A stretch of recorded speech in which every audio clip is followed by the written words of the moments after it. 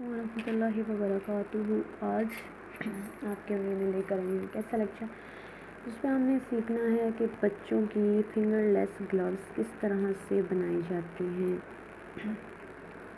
ये thumb whole है और ये ऊपर वाली स्पेस है और ये कलाई वाली साइड है हमारे पास इस बच्चे की फिंगरलेस ग्लव्स।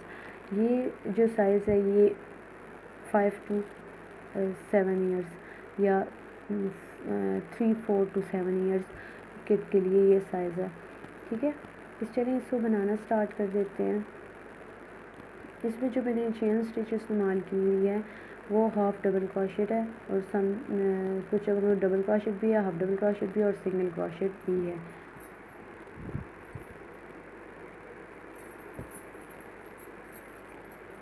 इसके लिए मैं ये वाली ऊन इस्तेमाल कर रही हूँ। आप कोई सी भी ऊन ले सकते हैं क्रोशेट की। नाउ चेन, कितनी चेन्स आपने बनानी है? 28 या 30 चेन्स आप बना लें। चेन 1 2 3 4 5 6 7 8 9 10 11 12 13 14 15 16 17 18 19 20 21 22 23 24 25 26 27 27 28 29 एंड 30 चेन स्पेसेस मैंने बना ली हैं। 30 चेन स्पेसेस बना लेने के बाद वेरी फर्स्ट जो चेन है उसमें आप इसको ज्वाइन कर लें स्प्लिट स्टिच के साथ ज्वाइन कर लें। ज्वाइन करने के बाद हर चेन में से सिंगल स्टिच बना हाफ डबल क्रोशेट स्टिच बना के आप पूरी रो एंड तक कंप्लीट कर लें। चेन 1 एंड 2 चेन्स बनानी है और देन यहाँ पे आपको इस तरह से रखना पड़ेगा और सबसे जो ऊपर वाली चेन स्पेस होती है ना, इधर आपने बनाना है half double crochet.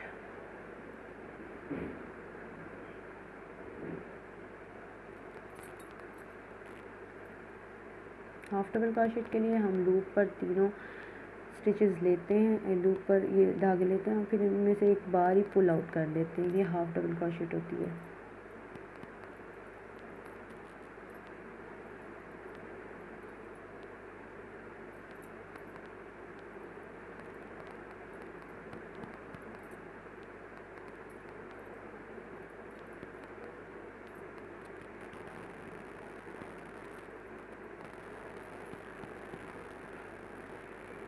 Half double crochet आप एंड तक कंप्लीट कर लें।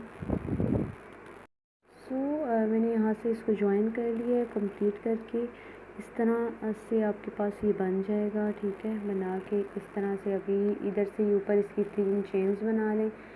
3 चेन बना लेने के बाद यहाँ पे पूरी रो डबल क्रोशेट की बना ली, बल्कि एक रो नहीं, आपने कितनी रोज़ बना लेनी है यहाँ थम तक।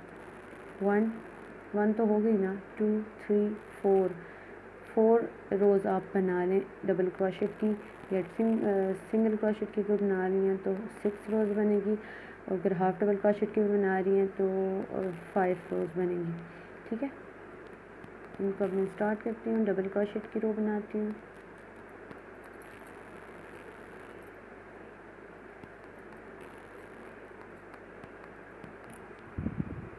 मैं आपको यहाँ थम तक कंप्लीट करके बताती हूँ। अच्छा, ये जो मैं बना रही हूँ ना ग्लव, ये ऊपर की तरफ से बना रही हूँ क्योंकि ये यहाँ फिंगर की तरफ से नीचे की तरफ जाए। यहाँ इस चीज़ को मैंने रख के नापा है, मतलब बच्चे की ये चीज़ यहाँ से ग्लव स्टार्ट हो रही है, मतलब मैंने यहाँ से बनाई है। जो बड़ों की हैं वो यहाँ से मैं पीछे कलाई से बनाती हूँ। ठीक है, यूँ आगे लेके जाती हूँ, वो तरीका मैं आपको बता दूँगी। जो बच्चों की है तो वो मैं यहाँ से लेके जाती हूँ, ये उनकी चीज़ मेजर कर लेती हूँ, इसके बराबर चेंज कर लेती हूँ और यहाँ तक, मतलब यहाँ तक जब आ जाता है तो यहाँ से इजीली फिंगर उनका थंब कट कर सकते हैं। यहाँ से भी इंक्रीज़ ही करना होता है, यहाँ नीचे से भी जाएँ तो, लेकिन बच्चों के हिसाब से ये चीज़ ऊपर की तरफ से ज़्यादा बेस्ट रहती है।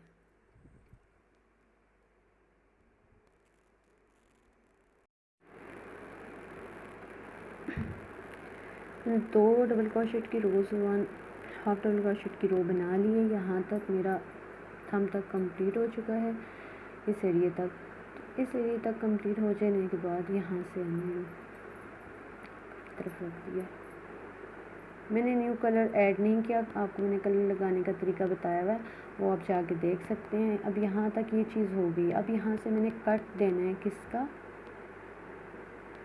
थम का कट देना है ना। उसके लिए हमने क्या करना है, चेन्स बना लेनी है। 10 चेन्स बचा है, 10 या 8 चेन्स आप बना लें, 10 चेन्स बेस्ट रहेंगी, वो बना लें। एक चेन मैंने बनाई भी है, यहाँ से 2 3 4 अगेन बना लेती हूँ। Chain 1 2 3 4 5 6 7 and 8। ये जो मैंने आपको लाइंस बनाने का बोला है ना कि इतनी, मैंने बस मतलब इस हिसाब से बोला है कि अगर आप डबल क्रोशेट बनाएंगे तो आपको पता है डबल क्रोशेट की ज़रा लेंथ बड़ी होती है, और अगर आप हाफ डबल क्रोशेट बनाते हैं उनकी लेंथ कम होती है, और सिंगल क्रोशेट की तो बहुत ही कम होती है, बिल्कुल जैसे ये ऊपर बना हुआ है डबल सिंगल क्रोशेट। तो इस हिसाब से मैंने बताया है, वैसे बच्चों के हिसाब से नहीं है। मैं बच्चों के हिसाब से ये चेन मैंने बता दिया आपको, ये 3 से 5 6 7 साल के बच्चे तक की 30 चेन्स ही बनेंगी। इतनी चेन्स उसको आ जाती हैं इजीली, यहाँ फिंगर में इस जगह पे आ जाती हैं, ठीक है। बाकी आपने, कुछ बच्चे हेल्दी होते हैं, कुछ किस तरह से होते हैं, कुछ बहुत वीक होते हैं, कुछ नॉर्मल होते हैं, तो उसके हिसाब से देखिए आपने कि कितनी लेंथ उसकी यहाँ से यहाँ तक कितनी लेंथ बन रही है, तो उतनी रोज़ बनेंगी, ठीक है। यहाँ से यहाँ तक कितनी लेंथ है उतनी रोज़ बनेंगी। अब मैंने मतलब नॉर्मल सा ये मेरी भांजी का है तो उसके छोटे छोटे हाथ हैं, तो उसके लिए मैंने इतनी सी बना ली है, ठीक है। अब ये जो चेन्स मैंने बनाई है, ये अंगूठा यहाँ ये थंब का होल छोड़ने के लिए बनाई है। थंब का होल छोड़ने के लिए ये चेन्स बना ली। इस चेन्स को बनाने के बाद यहाँ 1 2 3 4 5 स्पेसेस आपने स्किप करनी है और वहाँ पे जगह बना लेनी है। 1 2 3 4 स्पेसेस भी कर सकते हैं। 4 स्पेसेस स्किप करके वहाँ पे सिंगल क्रोशेट बना लें, ठीक है। एक सिंगल क्रोशेट बना लें। सिंगल क्रोशेट के बाद 1 चेन 2 चेन और अगेन यहाँ से आप ऑनवर्ड आप स्टार्ट कर लें डबल क्रोशेट। अब दोबारा और यहाँ से मैं आपको आके दिखाती हूँ। पेज तक पहुँच आई हूँ जहाँ पे मैंने चेन्स बनाई थी। अब आपने जो डबल क्रोशेट बनाने हैं वो इन चेन के ऊपर ही बनाने हैं, ठीक है। ये इतना मेरा थंब भी यहाँ से गुजरा है, तो बच्चे का भी मतलब यूँ इजीली गुजर सकता है, तो ये काफ़ी है उसके लिए, काफ़ी क्या अच्छी खासी भी है। तो यहाँ से इन चेन्स के ऊपर आप डबल क्रोशेट बनाना है। ये देखिए,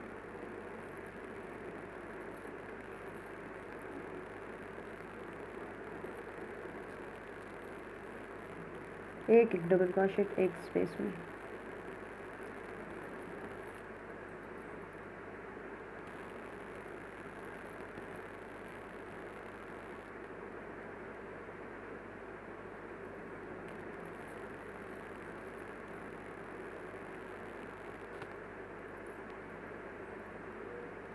सबसे लास्ट वन, और ये जो अब चेन्स हमने यहाँ से बनाई थी ये इसके साथ करके डबल क्रोशेट यहाँ से ज्वाइन होगा, ठीक है। अब वहाँ से जहाँ पे हमने स्टार्ट किया था वहाँ से ज्वाइन नहीं होगा, अब हमारी और यहाँ से स्टार्ट हो रही है, यहाँ पे ज्वाइन होगी आगे। तो चेन 1 2 एंड 3,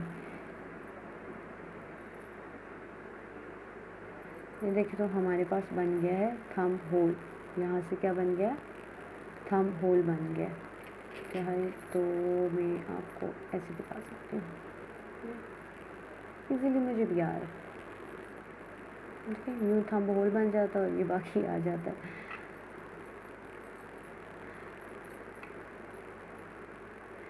इसी तरह अब आप यहाँ से एक रो कंप्लीट कर लें पूरी डबल क्रोशेट्स के साथ। उसके बाद नेक्स्ट रो में मैं आपको डिक्रीज़ करना बताऊँगी कि किस तरह से डिक्रीज़ करना है।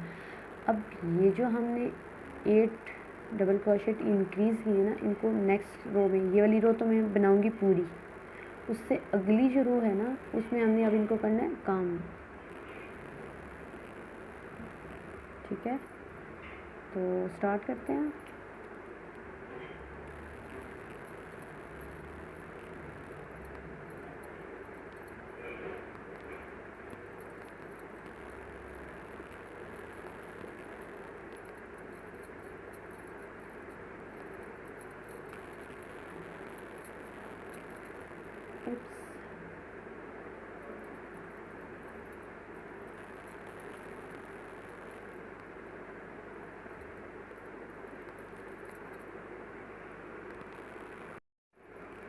ना ये रो सेकंड वाली भी मेरी कंप्लीट हो चुकी है इसके ऊपर वाली तरफ से। अब इस रो में मैंने डिक्रीज़ करना है, जैसे कि मैंने यहाँ पे 8 इंक्रीज़ की है ना, अब मुझे 8 को ही डिक्रीज़ करना है लाइन बाय लाइन। तो या तो मैं ऐसा स्टेप करूँ कि मैं एक ही रो में सबको ख़त्म कर दूँ तो बात ख़त्म, पर ये स्टेप भी नहीं करना, ठीक है। अभी हमने क्योंकि रो बाय रो नीचे जाना होता है, तो हमें ऑलमोस्ट कितनी रोज़ चाहिए होंगी, 1 2 3 4 5 रोज़ हैं, तो 5 रोज़ में 4, अब 8 है ना, तो 2 को डिवाइड कर लें, क्योंकि इधर देखें जैसे बच्चे का भी हाथ है ना, तो ऐसे है, फर्ज करें ये अंगूठा है आपका। अब यहाँ पे हमने इंक्रीज़ करते हैं क्योंकि हमारी हाथ की जो ये चीज़ है ना, इसी की थिकनेस ये मतलब ज़्यादा होती है। अब यहाँ से अब नीचे की तरफ जा रहे हैं ना, एक एक कम करने जाना है, मतलब 2 कम करते जाएं, ठीक है। बड़ा बंदा है तो हम ज़्यादा भी कम कर सकते हैं, लेकिन बच्चा है ना, तो लाइंस भी क्योंकि 5 ही बनेगी या 4 बनेगी, तो उस हिसाब से हर लाइन में 2 डिक्रीज़ करते जाएं। जैसे ये हाथ का स्लोप यूँ जा रहा है ना, कम कम की तरफ, यहाँ से भी कम कम की तरफ, तो 2 यूँ करके कम करते जाएं, ठीक है, इक्वल डिस्टेंस के साथ। या जैसे अब टोटल हमारी चेन्स कितनी थी, 30 थी, तो मैं 15 या 14 के बाद क्या करूँ, एक डिक्रीज़ कर दूँ इक्वल साइड पे, तो 2 डिक्रीज़ हो जाएंगे एक रो में से, फिर नेक्स्ट रो में से। तो वो यूँ एक स्लोप जो यूँ आ रहा है ना हमारे हाथ का, उस चीज़ का भी वो ऐसे ही स्लोप आ जाता है। अच्छा, स्टार्ट करते हैं। तो डिक्रीज़ करने के भी हमारे पास 2 तरीके हैं। अच्छा, पहले मैं आपको एक तरीका बता देती हूँ। यहाँ पे जैसे मेरे पास एक चीज़ है ये, अब यहाँ से मैंने एक सेल को डिक्रीज़ करना है, एक चीज़ को डिक्रीज़ करना है, एक स्टिच को।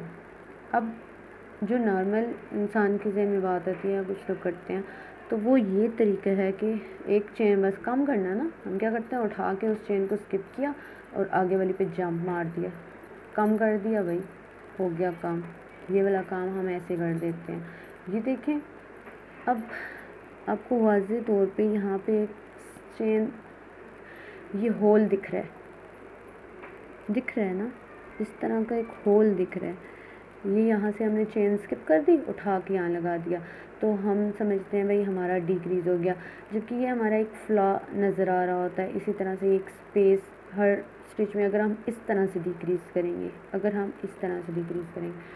लेकिन जो एक्चुअल मेथड है डिक्रीज़ करने का, ये आपको बहुत कम कोई बताता है, बहुत कम लोग नहीं बताएंगे कि आपको किस तरह से इंक्रीज़ करना है। या तो लोगों को नॉलेज ही नहीं होता, या मैं कहूँ कि बताना नहीं चाहते, अल्लाह बेहतर जानता है, लेकिन ये है कि बताता कोई इस तरह से नहीं है, ठीक है। मैंने भी जो सीखा है तो वो बस सोच सीखा है कि इधर उधर से, उस हिसाब से किसी ने नहीं बताया। ये वाला मेथड था जो बताया, तो ये मेथड ऐसा है कि ये देखें आप, नीचे से होल अच्छा खासा नज़र आ रहा है, होल मैं इसको ना भी करूँ ना, तो यहाँ से देखें, यहाँ यू रोज़ देखें किस तरह से आ रही है, और ये जगह देखें आप, होल नज़र आ रहा है आपको।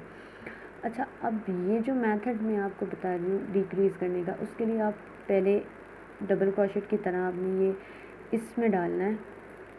हमारा मकसद ये होता है ना कि ये जो नेक्स्ट वाली स्पेस है ना, इस स्पेस को स्किप करते हैं और मकसद इस वाली से पूरा हो जाता है, ये वाली स्किप कर लेते हैं ना, ठीक है। अब उसके लिए हम क्या करते हैं, जस्ट इसको यहाँ पे इंसर्ट किया, इंसर्ट कर लेने के बाद साथ ही हमने हुक पर दोबारा से थ्रेड लिया और अगेन नेक्स्ट स्पेस में इंसर्ट कर लिया।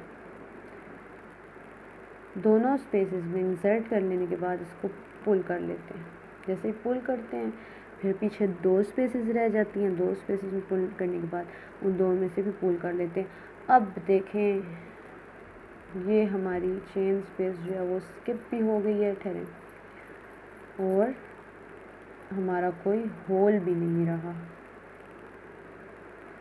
जो होल यहाँ पर दिख रहा है इस जगह पे, ये वो यहाँ पर दिख रहा है, ये देखें एक होल दिख रहा है और यहाँ पे वही चीज़ फिल हुई हुई है, यहाँ और यहाँ में इतना डिफरेंस है। तो एक्चुअल मेथड ये है। इस तरह जब भी आप किसी भी चाहे ड्रेस बना रहे हैं, कुछ बना रहे हैं, कुशन वगैरह बना रहे हैं, जो चीज़ बना रहे हैं जहाँ पे आपने डिक्रीज़ करना है, ये वाला मेथड करें। मैं अगेन आपको दिखा देती हूँ कि किस तरह आपने ये मेथड करना है। तो उसके लिए मकसद हमारा क्या होता है, ये वाली जो चेन स्पेस है इसको स्किप करना। उसके लिए अगर करते हैं, सबसे पहले डबल क्रोशेट की तरह ही हुक पर थ्रेड लेते हैं, यार्न लेते हैं, इसको इंसर्ट करते हैं हुक को और यहाँ इतना सा पुल कर लेते हैं, ठीक है। इसके साथ ही फिर यार्न लेते हैं इसके ऊपर और जो नेक्स्ट स्पेस है उसमें से भी पुल आउट कर लेते हैं। पुल करने के बाद यहाँ तक ये जो लास्ट वाली को छोड़ के सॉरी, इनमें से एक साथ धागे को पुल करते हैं। जब पुल कर लेते हैं हमारे पास एक दो रह के, अब इन दोनों में से एक साथ पुल कर लिया, हमारी जो स्पेस है वो स्किप भी होगी, डिक्रीज भी होगी और हमारी उस पर कोई फ्लॉ भी नज़र नहीं आया। यही प्रोसेस मैं अब यहाँ पे इस्तेमाल करूँगी। उस कलर में प्रॉपरली दिखता नहीं, इस वजह से मैंने नहीं दिखाया, उसमें मैंने आपको प्रॉपर करके दिखा दिया। यहाँ पे जब मैं डिक्रीज़ लूँगी, मेरे पास 30 हैं, तो मतलब फर्स्ट एक को गुजार के मैं नेक्स्ट में लेती हूँ डिक्रीज़।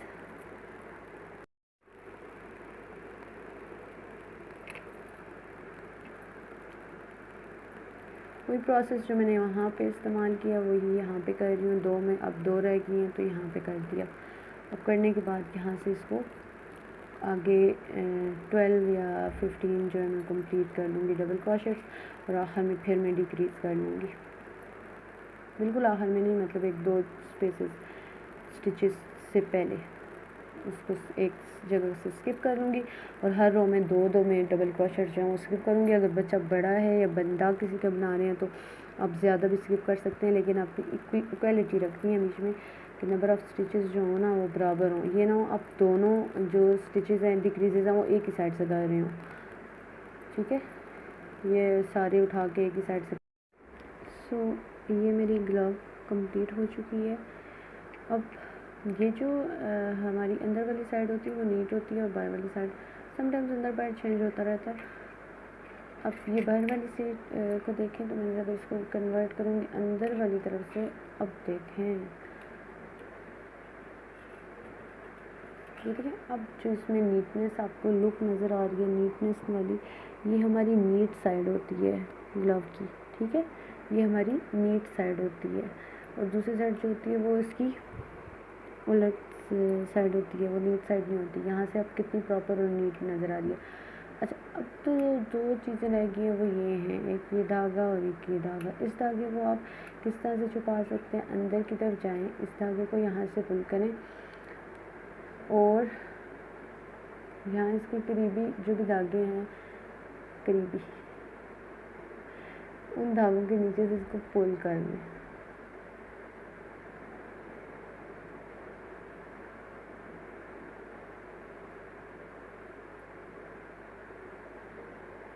उतने धागों में से पुल करेंगे ना जब आप, तो ये यूं पीछे पुल करते जाएं, ये उसके नीचे छुपता जाएगा।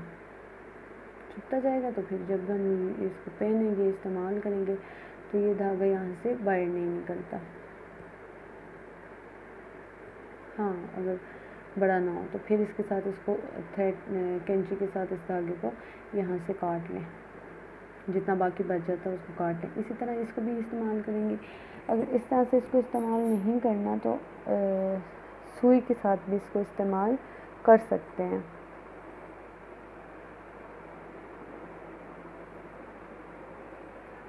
सुई वाला तरीका जो है वो मैं आपको रोज़ फ्लावर में भी बता चुकी हूँ कि किस तरह से रोज़ फ्लावर को यूज़ करके आपने करना है। इसको थ्रेड के अंदर करना है, थ्रेड को सुई के साथ अंदर करना होता है, तो वहाँ से उस प्रोसेस को देख के उससे भी इसको अंदर कर लें। नहीं तो इसमें भी यहाँ से भी आप धागे को यही प्रोसेस के अंदर से जाके यहाँ से पुल कर लें। तो क्या बाहर से धागा नज़र आ रहा है, नहीं नज़र आ रहा, अंदर से भी थोड़ा सा नज़र आएगा, लेकिन ये है कि जहाँ दूर तक आप इसको लेकर छुपाए जाएंगे वहाँ जाके इसको छुपा देंगे तो इसको ये बाहर नज़र नहीं आएगा, ना अंदर से ना बाहर से। छुपाना ज़रूरी होता है। कभी भी आप यहाँ से जैसे जब जिस जगह पर ख़त्म हो रहा है ना, वहाँ से ख़त्म ना करें। वहाँ से गिरा बेशक पट्टी लग जाती है, लेकिन वहाँ से ना करें। इन केस कभी भी वहाँ से खुल सकता है। जब वहाँ से खुलेगा तो पूरा का पूरा खुल जाएगा। इसको बनाना मतलब बनाना भी ईजी है, लेकिन फिर भी अगर बोला जाए कि इसको बनाना भी ईजी है, लेकिन जब इसको खोलना है ना, वो तो बहुत ईजी है। और किसी बच्चे के हाथ का ना, तो वो समझ लें खेल ही है। वो यूँ यूँ यूँ खोलता चला जाएगा और आपका सारा काम ख़राब हो जाएगा।